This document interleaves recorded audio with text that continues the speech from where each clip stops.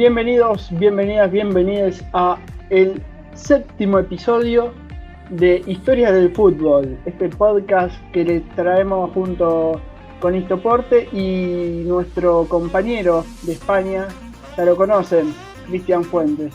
¿Cómo andás, Cris? Buenas, Facu, muy bien. Pues ya sabes que contento de seguir sumando capítulos y con ganas de seguir nuestra década del 30 en la que estamos ahora y con muchas ganas sobre todo de contaros la historia que traemos hoy. Excelente, excelente. Ya estamos en el tercer capítulo de la década del 30, de nuestras historias a lo largo de estos 10 años, del 30 al 40. Y hoy, ¿qué nos trajiste para ir llegando? Bueno, a la mitad de la parte 2. Bueno, pues hoy vamos a hablar un poco de, ya que en el primer capítulo de la década del 30 dirigimos el tema del primer mundial, lógicamente fue en 1930 en Uruguay. Hoy, como el siguiente mundial, en Italia en 1934 fue el primero en el que participaba España, pues obviamente tenía que hacerle mención también y contar un poco, por lo tanto, cómo era una Europa que estaba bastante revolucionada en ese momento, contar un poco a qué se enfrentaba cada país cuando llegó a Italia a aquel mundial, cómo estaba Europa en ese momento y sobre todo cómo llegó España. Y luego aprovecharemos un poco de la famosa Copa Mitropa de la que hablamos en uno de los primeros capítulos, que fue el primer título continental del mundo reconocido por la FIFA. Y como en 1930, precisamente en esa década, empezaron a jugar equipos italianos y vamos a hablar del Mundial de Italia 34, pues creo que es un buen momento también para hablar un poco de esa Copa. Será un paso muy breve, pero como dará pie luego a una de nuestras famosas preguntas, pues también la vamos a hacer mención. Excelente, esas preguntas que nos tienen hasta el final en vilo, sabiendo que pueden ser cualquier cosa, así que hay que estar muy atento al programa y al capítulo que hoy nos trae Cris, que nos va a contar un poco la actualidad en aquel entonces de Europa, que estaban saliendo en el periodo de entreguerras, saliendo de la primera, entrando ya preparándose para la segunda. Y no es menor esto porque en Italia, que iba a organizar el segundo campeonato del mundo, estaba presidida, comandada por el dirigente fascista Benito Mussolini. Exacto. Por lo tanto, vamos a adentrarnos un poco en cómo era la Europa en los años 30, sobre todo en 1934. Aquí, para hacernos una idea, decimos que fue el mundial siguiente al de Uruguay en Italia, y en el congreso que se celebró en Estocolmo en octubre de 1932 se eligió al país, como bien decía, de Mussolini para albergar la segunda Copa del Mundo. Aquí tenemos con que España, por ejemplo, especuló con la idea de presentarse otra vez como candidata, pero al final no llegó a hacerlo. Y no llegó a hacerlo precisamente por lo que comentábamos, ¿no? Que Europa estaba un poco revolucionada, el país España en concreto estaba alborotadísimo en ese momento, empezaba a cocerse al final una guerra civil que vendría después y por lo tanto había la disensión un poco de los separatismos entre monárquicos y republicanos, había la disensión entre derecha e izquierda, entre los dos grandes espacios ideológicos, moderados y extremistas. O sea, a su vez sobrevolaban en España los fantasmas del fascismo y del comunismo y estaba todo tan revuelto que se descartó la posibilidad de, en medio de todo ese caos, se celebrase la Copa del Mundo en España, pero hasta el último momento era una de las opciones más viables que fuese España quien albergase esa segunda Copa del Mundo y al final, por supuesto, no se hizo. Entonces también era un tiempo en el que ya había repercutido de lleno en España y en toda Europa el crack del 29 en Wall Street. O sea, toda Europa, como decía, estaba totalmente alborotada. O sea, el año 33, por ejemplo, el previo al del Mundial fue tremendo. O sea, para que os hagáis una idea de cómo estaba Europa. En Francia, a consecuencia del caso Stavisky, que es un caso muy famoso de un estafador con gran protección de la derecha económica, política y mediática, hubo 16 muertos en la Concordia y 770 heridos. En Viena, una insurrección de los socialdemócratas contra el gobierno pro-nazi dejó 300 muertos. En Alemania, Hitler ya estaba cociendo y persiguiendo a judíos y comunistas, lo que iba a provocar después. Y el rey Alejandro I de Yugoslavia, por ejemplo, también fue asesinado en Marsella. O sea, estaba toda Europa patas arriba en ese momento. Entonces, ¿qué pasaba? Que en Italia ahí gobernaba Mussolini con mano de hierro y, por lo tanto, pues se decidió, ¿no? Como decíamos, en Estocolmo, que fuese Italia. Se consideraba que era el país más tranquilo y preparado en ese momento para albergar la Copa del Mundo y, por lo tanto, decidieron que Italia podía contribuir a generar un buen mundial, ¿no? Entonces, al final, vamos un poco a contradecirnos con lo que pasaba en 1930, ya que en este caso la prescripción fue mucho mayor que en Uruguay por parte de los países europeos, porque al final en Europa sí que se estaba dispuesto a jugar en su continente y se apuntaron 24 selecciones europeas para participar en este mundial. Entonces, ¿qué pasa? Que se había decidido en la FIFA que el mundial lo disputasen 16 selecciones de todo el mundo.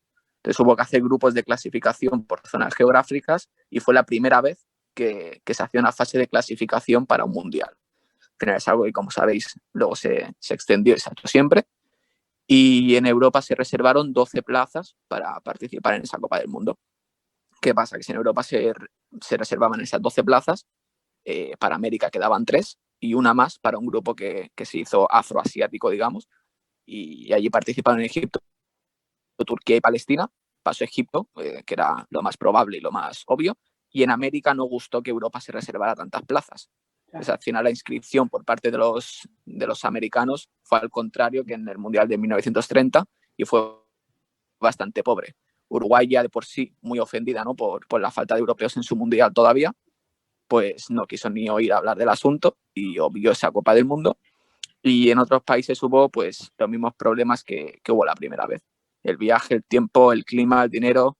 Al final, pues de Sudamérica se inscribieron Brasil, Perú, Argentina y Chile y se les enfrentó así, de 2 en 2, pero no llegó a jugarse ni un partido de clasificación porque Perú renunció, así que Brasil se clasificó directamente y Argentina también renunció tras ella a Chile, que se echó atrás, y luego Argentina rectificó y acudió finalmente, aunque con un equipo B. O sea, en ese entonces, como ya sabréis por allí, Argentina vivía una cisma, digamos, entre la Liga de Clubes, donde estaban los grandes y con jugadores profesionales, y la asociación, que se quedó con el fútbol amateur, y los clubes más modestos en este caso, digamos. O sea, eso explica un poco la duda, las idas y venidas, y Argentina fue con los jugadores, en este caso, de la asociación, por eso decimos que fue con un equipo B a aquella Copa del Mundo, y ninguno en sí de la Liga. Al final, pues eso, no fueron ninguno de los mejores jugadores de Argentina, para entendernos, y sí, para los equipos de Centro y Norteamérica se dio una combinación entre mixta y diabólica, diría yo. Primero hubo un triangular entre México, Haití y Cuba. Ahí ganó México. Y como ganador solo había conseguido el derecho a disputar una única plaza con Estados Unidos. Y luego ya para más remate, el partido entre ambas se concertó ya en suelo italiano y 3 días antes del comienzo del Mundial. O sea, se disputó un México-Estados Unidos para clasificarse al Mundial 3 días antes del Mundial y ya en Italia. O sea, viajaron las 2 selecciones a Roma, ganó Estados Unidos 4-2, que por cierto, los 4 goles de Estados Unidos los marcó Donelli, que era de descendencia italiana, y México había regresado a Italia para jugar ese partido, perdió y tuvo que regresar al día siguiente a México sin poder jugar el Mundial. No. O sea, un poco desastroso entre un lado y otro la fase clasificatoria, pero bueno, se celebró, se hizo y salieron los equipos clasificados. Exactamente, sí, y tuvo una fase previa, digamos, entre Estados Unidos y México. Y bueno, sin embargo, también acá como bien mencionaste, Chris, la crisis, bueno, en Argentina, entre el amateurismo y el profesionalismo que estaba en pleno auge, y la no participación de Uruguay, que venía de ser el campeón de la edición pasada y el bicampeón olímpico, hizo que la participación, bueno, de sudamericanos sea bastante pobre. También Italia recuperó y ha tenido jugadores que supieron jugar para Argentina en el Mundial de Uruguay Sí. de 1930. Uno el caso de Orsi. Exacto. Que ha participado, bueno, tanto para Argentina en el 30 como para Italia en el 34. Sí. Sí, Pero bueno, al final, ¿cómo fue que con llegó todo este España, revuelo, que me digamos? decís Sí. A ver, primero eso, ¿no? Decíamos también que Egipto se clasificó, dejó fuera Turquía y Palestina, Así que al final fueron las 16 selecciones al Mundial, que fueron Suecia, España, Hungría, Austria, Checoslovaquia, Suiza, Rumanía, Holanda, Bélgica, Alemania, Francia, Italia, Brasil, Argentina, Estados Unidos y Egipto. Aquí Italia también, por cierto, no clasificó directamente a pesar de ser el organizador del torneo. Tuvo que hacer un partido previo contra Grecia y ganó 4-0 la ida a Italia, y Grecia renunció a jugar la vuelta. Decían que no les merecía la pena ir a jugar el partido de vuelta hasta Italia y mover a toda la selección hasta allí, porque sabían que no iban a clasificar. Así que renunciaron al partido de vuelta. Italia clasificó a su Mundial. Y luego tenemos algunas curiosidades de cómo se desarrolló el Mundial. Por ejemplo, los árbitros, todos eran europeos, salvo Yusuf Mohamed, que iba de parte de Egipto, que actuó de linier, no de árbitro, y el español Pedro Escartín, que también tuvo que limitarse a eso. No hubo ningún americano, y de los 11 europeos que se repartieron los 16 partidos, 4 fueron italianos. Uno de ellos, Berlasina, que arbitró 3 partidos, y los otros países representados con el silbato, digamos, fueron Suiza, Austria, Suecia, Alemania, Bélgica, y Suecia, con Eklund de representantes, el árbitro que pitó la final. Y bueno, el balón, por ejemplo, fue el mismo con el que se jugó el Mundial de Uruguay, con las correas exteriores, y el campeonato siguió el sistema de eliminatoria, ¿no? Directamente octavos, cuartos, semifinal y final. Había prórroga en caso de empate, y si persistía el empate, había partido de ese empate y no tanda de penaltis como hoy en día. Y bueno, comenzó un 27 de mayo, terminó el 10 de junio de ese año, y se jugó en 8 ciudades, que fueron Roma, Milán, Turín, Nápoles, Génova, Florencia, Bolonia, que era lo lógico, y la octava era Trieste, una pequeña ciudad italiana que fue acogida por la Copa del Mundo.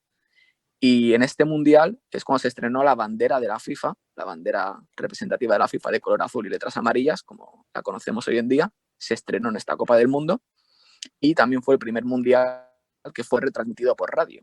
O sea, Italia, ahí en un alarde de innovación, montó un dispositivo en los estadios para que pudieran radiarse todos los partidos en todo el mundo.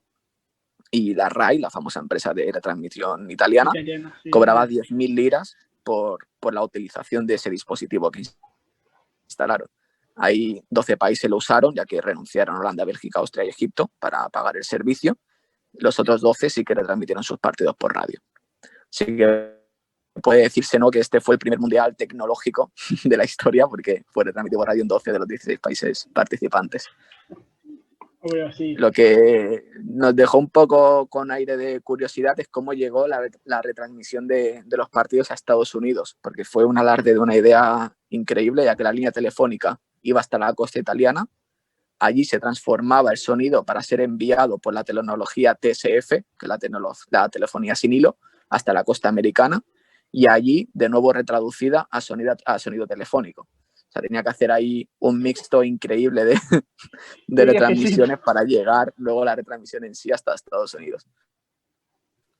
Fue un mundial, desde luego nos trajo muchas cosas nuevas y bueno, que al final luego todo fue mejorando, ¿no?, con el paso del tiempo, obviamente, pero al final fue un poco el mundial de cogiendo todo lo que pasó en Uruguay en el primero, todo lo que se tenía que mejorar y todo lo que se podía mejorar, se intentó llevar a cabo.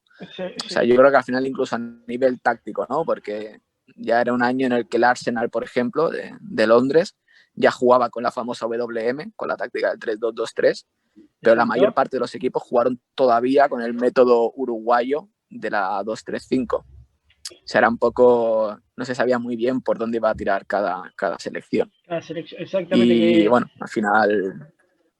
Sí, una curiosidad también, que hablamos del Arsenal y de Chapman, que fue que involucró la MW, que bueno, como hemos mencionado en otros de los capítulos, en el último de los comienzos del fútbol, en este momento era cuando el Reino Unido y la Federación de la Football Association estaba en disputa con la FIFA, y tanto Inglaterra, Escocia, Gales e Irlanda decidieron no participar del Mundial. Así que, bueno. Correcto.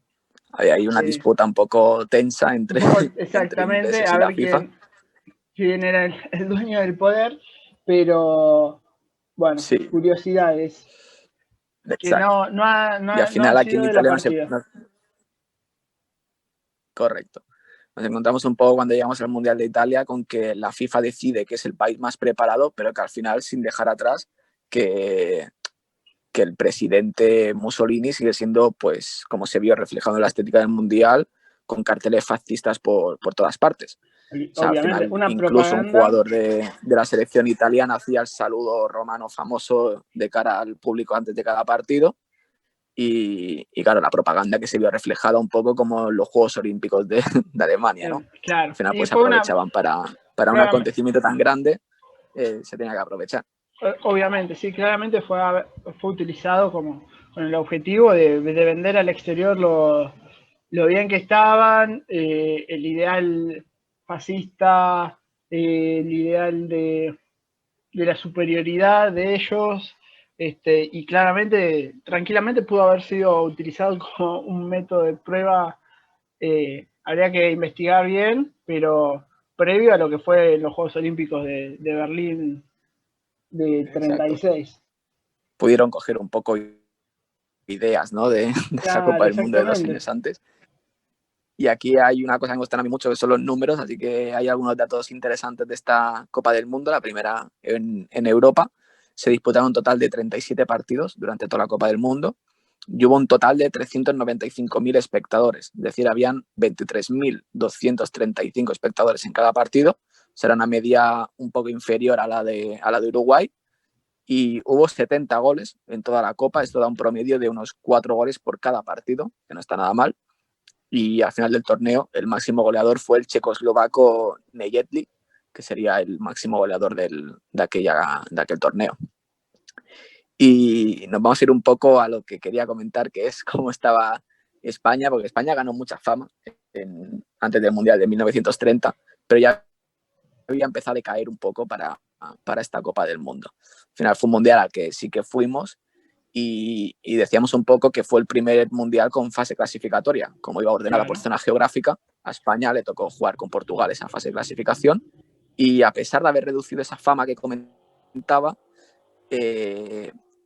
a ver, claro, al final España le ganó 4-3 en un partido muy famoso aquí en España en 1929 contra Inglaterra.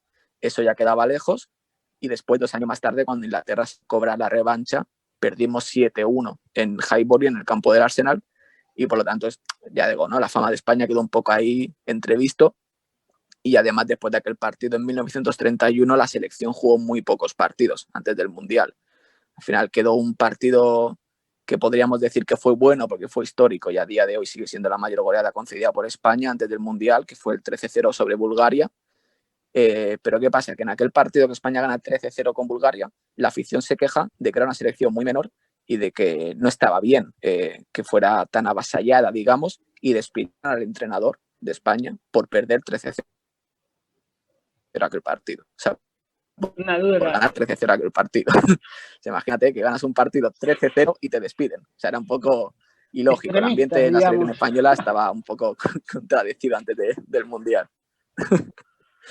Aún así, se intentaron hacer algunos partidos preparatorios y se jugaron contra selecciones autonómicas de España, como Cataluña y Castilla, y esos fueron los partidos preparatorios para luego la clasificación con Portugal. Así que el ambiente no estaba muy convencida a la gente de que España pudiera hacer algo. Sin embargo, llega el 11 de marzo de 1934, ahí España tenía que jugar en Madrid, en el viejo Chamartín, que está prácticamente donde está el Bernabéu actual, y sería ese primer partido que jugaba España valedero para una Copa del Mundo. Hubo un lleno absoluto, que eran 24.000 espectadores, y una recaudación récord de entradas, que fueron 150.000 pesetas, y el presidente de la República en ese momento española, que era Niceto Alcalá Zamora, presidió por primera vez un partido de fútbol. Entonces, el partido se desarrolló bien. España ganó 9-0 a Portugal en ese partido clasificatorio. Linda y los portugueses decían que como en Portugal no había campos de hierba, solo se jugaba en tierra, bueno, se sorprendieron cuando llegaron a España y vieron que el campo de Chamartín era de césped y que por eso no pudieron desarrollar su juego. Pero fue un poco extraño, incluso, bueno, queda el dato de que, bueno, España empezó ganando, ¿no?, a los 3 minutos, y luego el portero de Portugal, que era Suárez, dejó su puesto a Amaro, que era el portero suplente, en el minuto 13 de partido, porque ya llevaba encajados 3 goles y ya no quiso jugar más. O sea, a los 13 minutos de partido pidió el cambio el portero. Y bueno, al final sí que es cierto que si vamos al partido de vuelta, podemos incluso llegar a creer a los portugueses porque ganó España, pero ganó 2-3. O sea, tampoco fue un avasallamiento, digamos, el partido de vuelta. Igual pero bueno, al final se había aniquilado en el partido que jugó España claro. para un mundial fue... Sí, bueno, al final supongo que tampoco irían con muchos aires, ¿no? Se jugó en Lumiar, en el estadio de Lisboa, y bueno, al final es curioso que incluso España tenía que empatar por lo menos ese partido, porque si lo perdía, aunque lo perdiese 1-0, tenía que haber otro tercer partido, porque no se tenían en cuenta los goles, sino las victorias para la clasificación. O sea, España podía ganar 7-0 la ida, pero si perdía 1-0 la vuelta había que hacer partido de desempate. Al final ganó España por un gol, pero ganó y era lo importante. Y además que 7 de los 11 goles de esos dos partidos los marcó Langara, que era uno de los delanteros más populares de España. Dejó 17 goles en los 12 partidos que pudo jugar con la selección. Pero bueno, al final Langara, que es prácticamente un hito en el fútbol español, pues pasó la guerra civil, y eso partió su carrera como prácticamente de todos los buenos futbolistas que había en España. Y bueno, pues Langara, que nació en 1912, o sea, cuando empezó tenía solo 24 años, cuando empezó la guerra, y fue parte de la célebre gira de la selección de Euskadi, y al término de la guerra jugó en Argentina. Ahí hizo un debut sonadísimo con 4 goles, y fue uno de los jugadores, no sé si fue el primero quizá de español que se marchó a Argentina a jugar. Y de hecho ese primer partido, el debut de Langara en Argentina, fue uno de los primeros partidos que vio Di Stéfano con su padre en un estadio de fútbol. Lo contó el propio Di Stéfano en su autobiografía y es bastante curioso. Y bueno, luego Langara jugó en países como México, ya en el 46 con 34 años. Y Claro. cuando volvió a España, volvió al Oviedo, que era el club que le formó y donde cogió toda la fama para retirarse allí. Y luego sí que entrenó también en Chile, Argentina y de nuevo en México.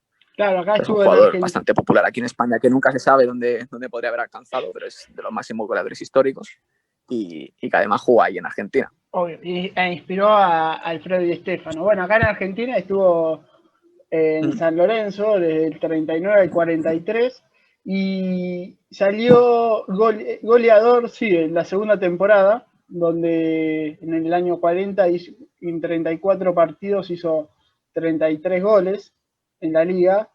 Y bueno, y a pesar de esto, en la primera temporada, que uno cree que uno necesita un tiempo de adaptación, etcétera, etcétera, jugó solo 25 partidos y convirtió 34 goles, un poco más, un promedio de un gol, un poco más de un gol por partido, y uno más de cuando fue goleador de la liga. Así que sí, el inspirador de la Exacto. rubia. Es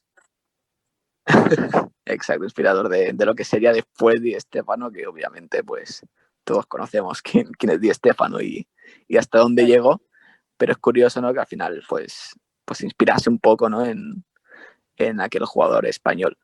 España que Y hizo un bueno, buen al final mundial. ya decíamos, ¿no?, que España ganó, sí, hizo un buen mundial, ganó aquella fase clasificatoria y luego tenía que viajar a Italia para la Copa del Mundo. A España, para la preparación a ese mundial, contrató a un equipo profesional inglés, que fue concretamente el Sunderland, y jugó 3 partidos contra ellos, 13, 15 y 20 de mayo antes del mundial, y ahí lo jugó en San Mamés, Chamartín y Mestalla, y jugaron esos 3 partidos contratando al Sunderland para intentar prepararse para esa Copa del Mundo.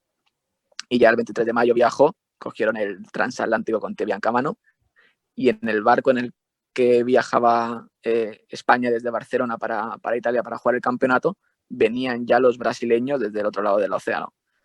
Allí la selección, por cierto, que embarcó con un cocinero muy famoso en España, que es Francisco Blanch, tenía en Madrid un restaurante de mucho éxito, lo contrató también para ese mundial para que cuidara la alimentación del equipo. Bien. Y bueno, allí el primer partido fue precisamente con Brasil, que lo ganamos, así que podemos decir, ¿no?, que nuestro primer partido en la Copa del Mundo eliminamos al país más ganador del torneo. Y le ganaron luego bien. Sí que nos ¿Cuánto fue? eliminaría Italia. ¿Cómo fue el partido con Brasil? Sí, España, a ver, fue en principio bastante superior, pero bueno, sea, al final era una Brasil que también tenemos que decir que tampoco viajaba una selección muy completa. O sea, sí que estaba Leónidas, por ejemplo, ¿no? Bastante popular en el momento, pero no viajaron con todos sus mejores jugadores. Pero bueno, al final ganó España 3-1, si no recuerdo mal, a Brasil, y se ganó bien. Luego ya sí que en cuarto nos eliminaba la anfitriona Italia. ¿Querés Y se contar acabó ahí nuestro sueñño. cómo fue ese partido? Porque se jugaron dos encuentros para ver De quién España. pasaba a la siguiente ronda entre España e Italia.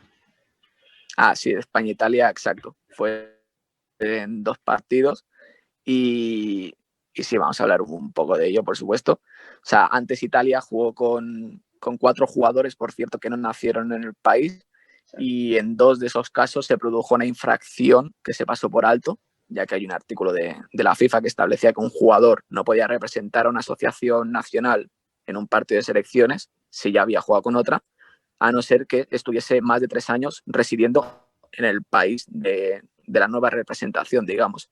Y aquí Monti y De María, que habían sido internacionales con Argentina en 1931, en julio, por última vez, para el Mundial no llevaban aún esos 3 años, pero aún así pudieron jugar.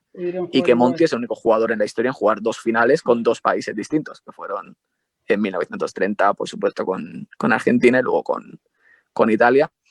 Ahí en cuarto ya decíamos, ¿no?, que Italia eliminó a España, fueron 1-1 en el primer partido y 2-1 después en el de desempate, y luego más tarde pues Italia ganaría, ¿no?, su Copa del Mundo.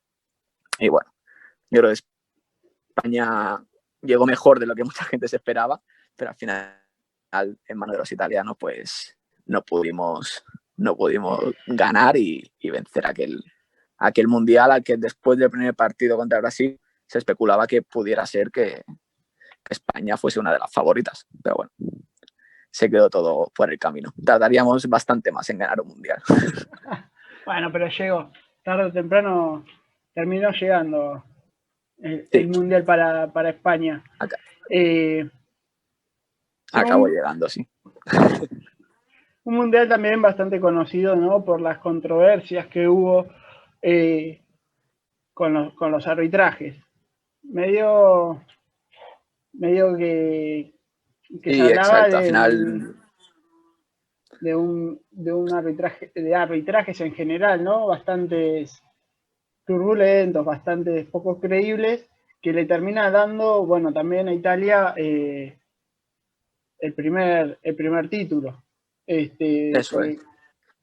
Tranquilamente, el partido entre España e Italia se pudo haber jugado en alargues y se terminó decidiendo jugar el próximo día. Vaya a saber lo que pasaba si no se hubiese hecho bajo ese contexto histórico. Pero bueno, lo hecho está y pasó de esa manera. Y bien como mencionaste, ahí quedó Italia como campeona. Exacto, cuatro jugadores de Italia que no cumplían, bueno, los requisitos de la FIFA, eran argentinos, entre ellos, bueno, Orsi, que hemos mencionado, Luis Monti, que como bien dijiste, era, bueno, dos mundiales, 2 finales, una 100% de efectividad, Enrique Guaita y De María, los 4 argentinos que participaron. Pero al final el incumplimiento en sí, si nos paramos a mirar las fechas exactas desde el último partido que jugaron con Argentina, el incumplimiento solo llevaban a cabo Monti y De María porque jugaron en julio del 31 un partido con Argentina y por lo tanto no llegaban esos 3 años a poder jugar con Italia. Pero bueno, aún así se hizo y ganaron aquella Copa del Mundo. Y aquí, después de esa Copa del Mundo, tenemos a nuestro querido Hugo Meisel, que justificó que Italia tenía mucho nivel gracias a que en 1930, primer año de esta década de la que estamos hablando, empezaron a participar en la Copa Mitropa que él había creado. Por lo tanto, se adjudicó un poco el Italia tiene un buen nivel gracias a que está participando en el primer gran título, ¿no?, continental reconocido por la FIFA, como decíamos antes. Recordar que la Copa Mitropa, como ya hablamos en su día, empezó en 1927. En el 30 empezaron a participar equipos italianos. Y además, esta década, digamos, de 1930, de esa edición a la de 1939, fue la primera década que se hacía por completo, porque luego en el 40 se paró hasta el año 51 por la Segunda Guerra Mundial Y ya digo, ¿no? Que en esa década, en el 30, empiezan a participar los equipos italianos y entre esas 10 ediciones hubo 8 campeones distintos. Entre ellos Austria, Viena y Bolonia fueron los únicos, por lo tanto, que ganaron 2 ediciones en la década de los 30 y que va a dar pie a las preguntas que tienes tantas ganas de responder. Perfecto, Chris, perfecto. Antes, bueno, hablando de Austria, déjame agregar que, bueno, bien como quedó eliminada, se enfrentó Meisler con Austria, bueno, y el Wonder Team quedó eliminada en semifinales con Italia, y que en España estaba el gran arquero, el señor Ricardo Zamora, que terminó siendo parte del equipo del Mundial. Así que bueno. Exacto. Cuando Y quieras. que se le da nombre hoy al trofeo del portero que menos goles encaja en la Liga Española, que es el trofeo Zamora. Y bueno, pues siguiendo la línea de la Copa Mi Tropa que tanto nos gusta, allí ya sabes que jugaban equipos ya en ese momento de Hungría, Austria, Checoslovaquia, Yugoslavia, Italia, Suiza y Rumanía, eran los países que participaban. Y te quería preguntar, en esta década, del 30 al 39, ¿cuál es el único país que tuvo presencia en todas las semifinales de esta década?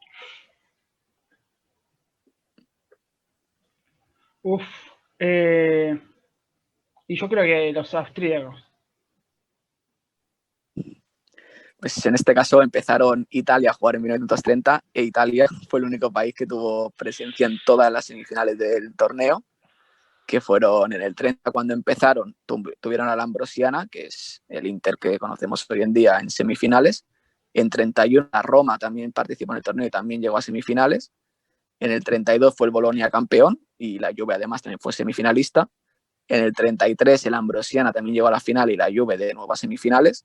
En el 34 el Bolonia fue de nuevo campeón, como dijimos que ganó 2 veces en esa década, y la Juve volvió a llegar a semifinal. En el 35 solo tuvieron a la Juve, que también fue semifinalista. La Juve se le atragantaba un poco, llegaban a semifinales en muchas ocasiones, pero no pasaban de ahí. No pasaban de ahí. Y en el 36 fue el Inter, la Ambrosiana el semifinalista. En el 37 la Lazio fue finalista y el Genoa fue semifinalista. En el 38 Genoa y Juve llegaron a semis y perdieron los dos en semifinales. Y en 39 el Bolonia, que también alcanzó la semifinal. Por lo tanto, en esas 10 ediciones de esta década, Italia tuvo presencia en al menos semifinales de la Copa, siendo el único país con presencia en todas ellas. Exacto, lástima que no se vio reflejado en el momento del podio, en el momento de levantar el trofeo. Si bien, claro, como bien mencionaste, fue el Bolonia en 2 oportunidades. El Bolonia fue el único que lo ganó y en 2 ocasiones. Pero bueno, la presencia italiana estuvo ahí. Y bueno, ya estaba marcando tendencia. Abultada. Sí, exacto. Y hace una pregunta, comentábamos que España preparó esa Copa del Mundo contratando al Sunderland y jugando 3 partidos contra ellos. Entonces te quería preguntar, en esos 3 partidos, ¿cómo crees que quedaron en el sentido de en 3 partidos cuántos ganó España, cuántos el Sunderland o cuántos empataron? Los ingleses marcaban tendencia al principio, así que yo creo que ganó 2 el Sunderland y 1 España. Pues el resultado fue 2 empates y 2 derrotas. 2 derrotas y 1 victoria. Y 1 victoria para España. Exacto. Vale, pues bueno, se jugaron, como decíamos, 3 partidos, 13, 15 y 20 de mayo en San Mamés, Chamartín y Mestalla, y España no pudo ganar ninguno de los 3 contra el Sunderland, pero los resultados fueron mejor de lo que se esperaba, ya que al final era un equipo profesional inglés. En San Mamés se empató 3-3, en Chamartín se empató 2-2 y el último partido en Mestalla perdimos 1-3. Pero bueno, la preparación para la Copa del Mundo, bueno, yo buenos final, resultados, incluso sin haber ganado, fueron buenos resultados. Buenos resultados, 2 empates, 3-3. Bueno, no fue hasta el último en que el equipo inglés no les pudo dar un poco una derrota. Exacto. Bueno, buena preparación estuvo, que se vio reflejado porque le dieron lucha en esta Copa del Mundo y bueno, No por algo también el arquero señor Zamora es considerado uno de los grandes arqueros de la historia del fútbol y también ídolo allá. Exacto, así es. Bueno, pues llegamos hasta aquí entonces. Muchas gracias, Chris, por la historia que nos trajiste hoy, contando las curiosidades sobre la segunda Copa del Mundo, esta vez en la década del 30, que se realizó en Italia en 1934, cómo venía el contexto histórico, social y político en Europa en aquellos entonces y cómo se desarrolló el Mundial. Así que nos queda nada más que palabras de agradecimiento por este capítulo que nos brindaste. No, gracias a ti otra vez por la oportunidad y nada, a seguir, vamos ya al siguiente que a ver dónde nos enfocamos. Y de nuevo, muchas gracias a ti por la oportunidad y a todos los que nos escuchan por seguir nuestras historias de cómo venimos contando la historia del fútbol desde sus inicios hasta la actualidad. En este caso, pues como decías, con el Mundial del 34 de Italia, que creo que dio pie a muchas cosas que después se instaurarían para siempre y otras que incluso se mejorarían bastante. Y fue un poco revolución, ¿no? Este Mundial en prácticamente todos los sentidos. Exactamente. Fases previas, fase de clasificación, la radio, la primera transmisión radial, bueno, cuestiones que, bueno, me contabas que contrataban a un chef para tener una buena alimentación, que después esas mínimas cosas se van reflejando también en el resultado, quieras o no. Así que, Chris, claro. Increíble. Pues muchas gracias, Facu. Si uno se pone a pensar de toda la trayectoria de los comienzos, cómo se fue mejorando hasta hoy en día, que se controla hasta las horas del sueño, es fantástico. Así que bueno, pues sí, Chris, desde luego. Nos vemos la semana que viene, ¿te parece? Muy bien. Con más historias del fútbol. Exacto. Esto, bueno. Sí, la semana que viene volvemos a estar por aquí. La semana que viene vamos llevando un tanteador de las respuestas de las preguntas que, bueno, hoy Argentina no ha podido responder ninguna correctamente, pero vamos a dar batalla hasta el final. Nos vemos la semana que viene en más historias del fútbol con Isto Porte y Cristian Puentes. Un abrazo. Hasta luego.